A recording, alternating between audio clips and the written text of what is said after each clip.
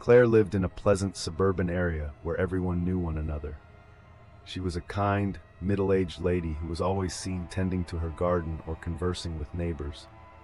The only house that stuck out was the one directly next to hers, a decaying old structure that had been there for decades. It was rumored to be haunted, but no one believed it until a new neighbor came in. Mr. Graves, the new resident, was an elderly guy. He was reclusive, seldom conversing to anyone or going out during the day. He was only seen a few times, always at night, wandering around in his long black cloak. The other neighbors thought he was strange but ignored him, dismissing him as another oddity. Claire, on the other hand, couldn't get rid of the sense that something was wrong. She frequently heard unusual noises coming from Mr. Graves' residence, including whispers, scraping, and most horrifying, what sounded like a kid weeping. It made her nervous, but she assured herself it was only her imagination. After all, the old house was destined to create noise. One evening, Claire was watering her plants when she noticed Mr. Graves standing at his window, staring at her. His eyes were chilly and seemingly lifeless. She attempted a grin and waved, but he did not answer, instead continuing to gaze. Uneasy, she dashed inside, closing the door behind her. Claire was awoken that night by a loud banging on her front door. She looked at the clock, groggy and afraid, and it read 3 a.m. She hesitated, but soon got up to look through the peephole. There was no one there, only an empty porch. She returned to bed, relieved yet perplexed, suspecting it had been a hoax. The next morning, Claire saw something on her doorstep that sent shivers down her spine. An ancient and grimy doll with scratched eyes. She grabbed it up with trembling hands. It came with a message that simply said, "Keep your eyes to yourself."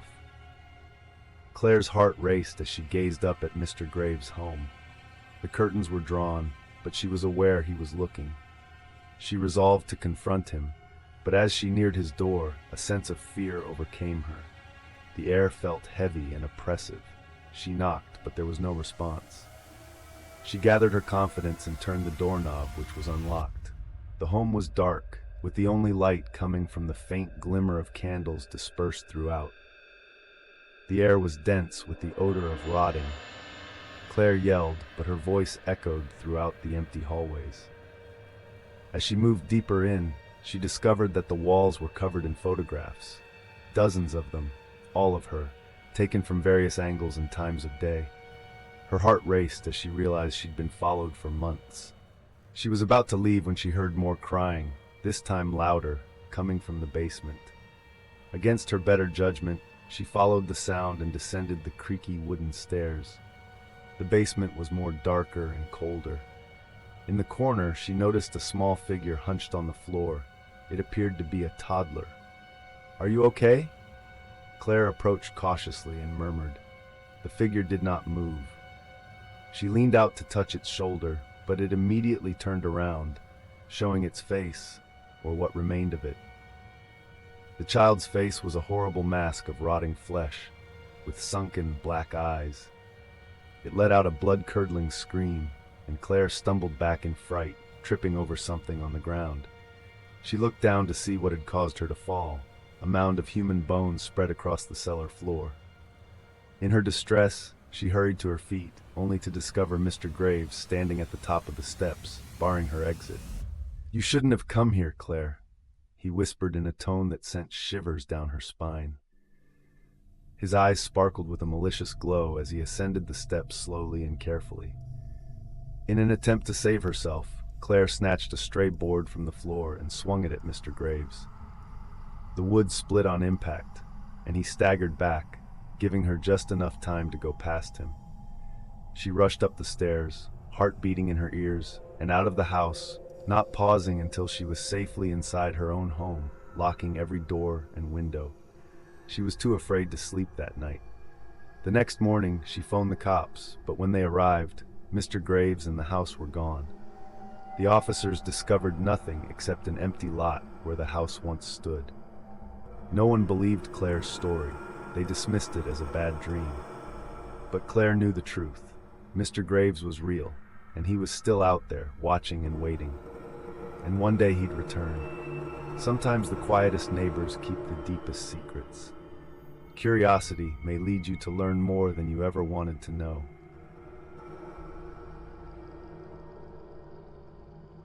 Trust your instincts. If something feels off, it probably is. Ignoring the uncomfortable indicators around you can result in unfathomable calamities. Maya had been living in her nice suburban house for nearly 5 years, enjoying the peace and quiet of her cul-de-sac neighborhood. She was a single woman in her early 30s who spent most of her time working and socializing with her close group of friends. The neighbors mainly stayed to themselves, exchanging niceties when they crossed paths, but little else. That was until the house next door was occupied. The moving truck arrived on a cool October evening. Maya saw the new tenant, an elderly man in his 60s dressed in clothes that appeared to be a touch too large for his thin body. He was alone, moving boxes into the house at a slow and careful pace. Maya, the kind neighbor, decided to introduce herself. "Hello there, I'm Maya, your neighbor," she remarked with a friendly smile. The man looked up, his eyes murky gray. He grinned back, although it didn't quite reach his eyes. "Hello, Maya, I'm Mr. Hill. Nice to meet you." They exchanged a few niceties until Maya excused herself, feeling uneasy despite the man's friendly manner. Something about him didn't feel right to her, but she dismissed it as the creepy feelings of the approaching winter. Over the next few weeks, Maya noticed unusual things about Mr. Hill.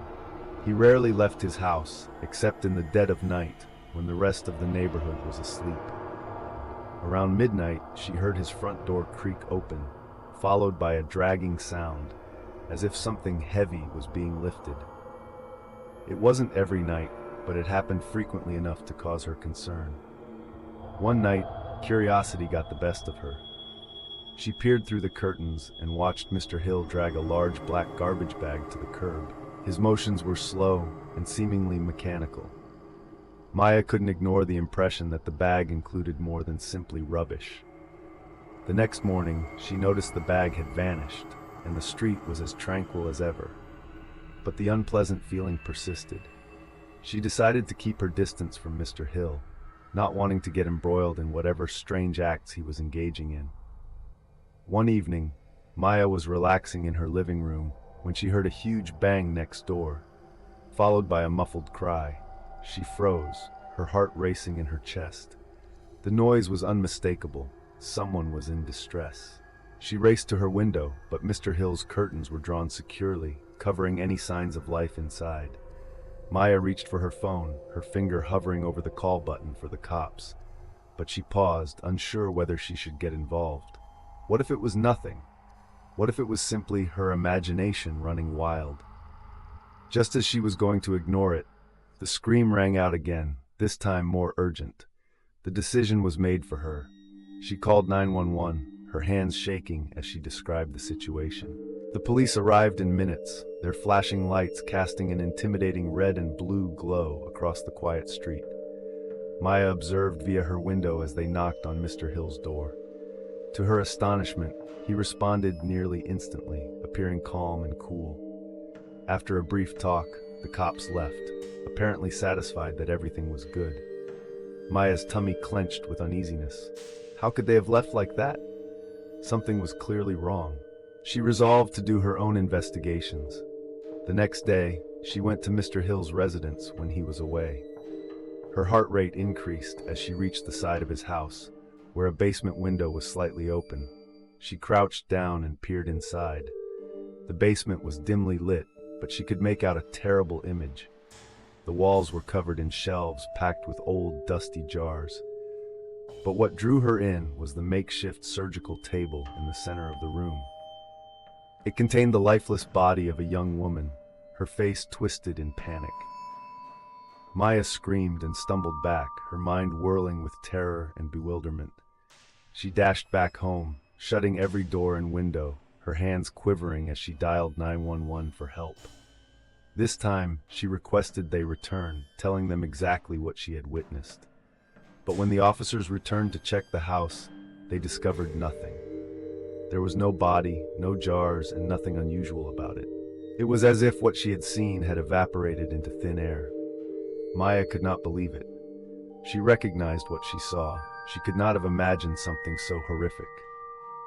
The cops admonished her against making false reports and then left, leaving her feeling helpless and terrified. That night, as she lay in bed, she heard the usual creak of Mr. Hill's front door, followed by the dragging sound she had grown to dislike. Her heart hammered as she listened, immobilized with fear. Then she heard footsteps on the porch. The doorknob rattled, and a slow, deliberate knock reverberated throughout the home. Maya remained mute as her breath caught in her throat. The knocking continued, becoming louder and more urgent. She knew it was Mr. Hill. He knew she had seen something, and he was coming for her. The knocking immediately ceased, and the silence that followed was deafening. Maya lay in bed, her eyes wide open, expecting something, anything to happen. However, the night passed without additional incident. The next morning, Mr. Hill's house was deserted. He had left without a trace, leaving no hints or evidence of his existence. The neighborhood returned to its tranquil, serene state, but Maya would never forget the horrors she had seen. She left a week later, unable to shake the suspicion that Mr. Hill was still out there, somewhere, waiting for his next victim. The silence of her new neighborhood was first soothing, but every creak and rustle in the night reminded her of the guy who formerly lived next door. And she knew deep down that no matter where she went, she would never be able to escape the horrors she had discovered.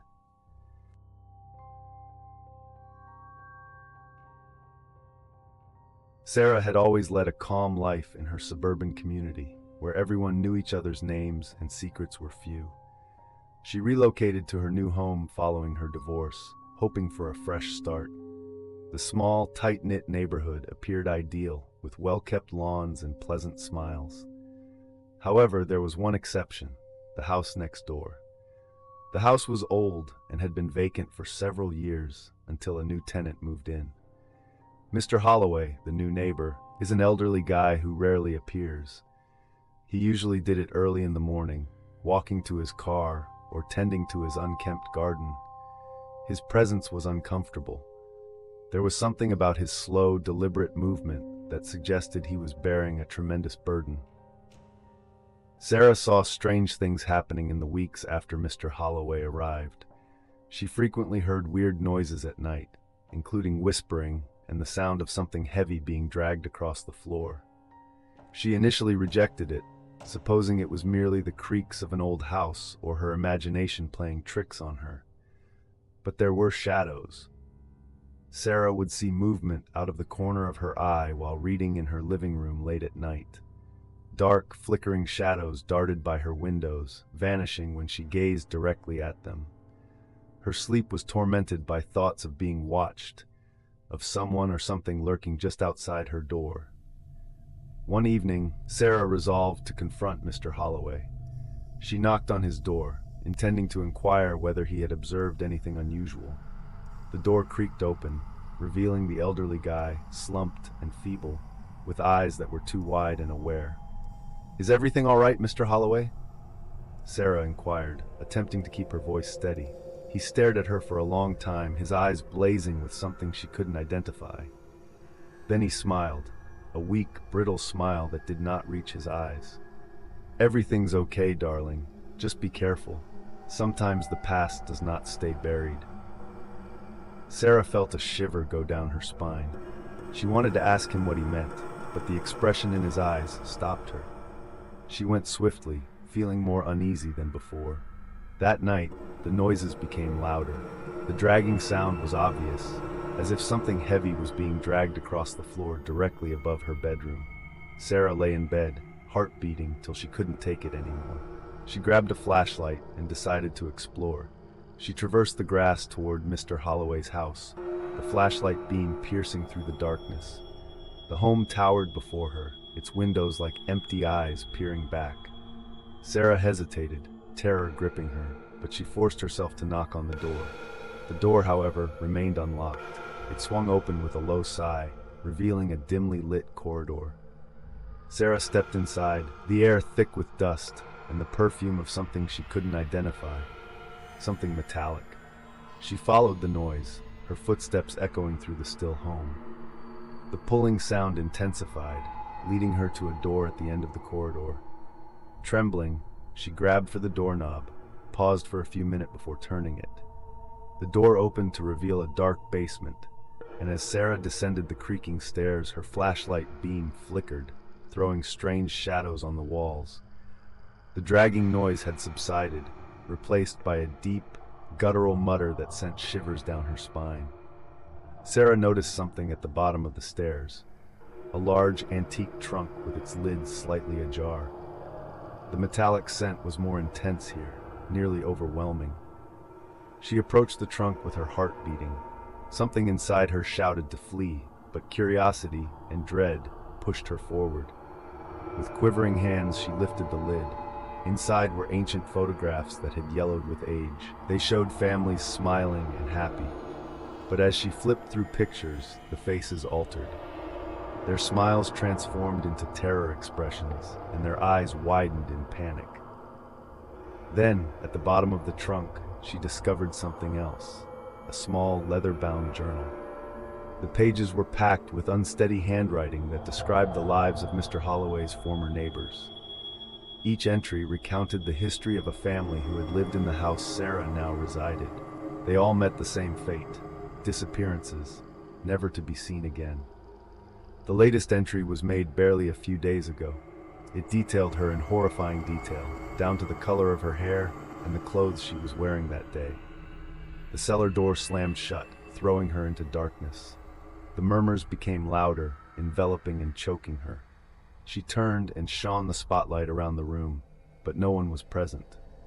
Then she heard it, the unmistakable sound of something being dragged over the floor above her, followed by footsteps down the stairs.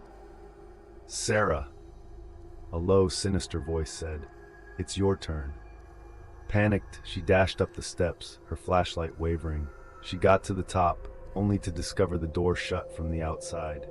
Desperation clawed at her as she beat on the door, yelling for assistance. But the footsteps became closer, with a dragging sound just behind her. The last thing she saw was the old man's face, twisted into a horrible grin as he stepped into the light, holding something heavy, a dirt-covered shovel. The following morning, the neighborhood was buzzing with chatter. Sarah had vanished without a trace, as had many who came before her.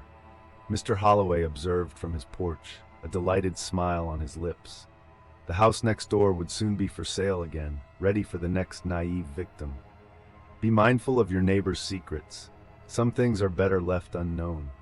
Curiosity can lead to scary facts that cannot be avoided.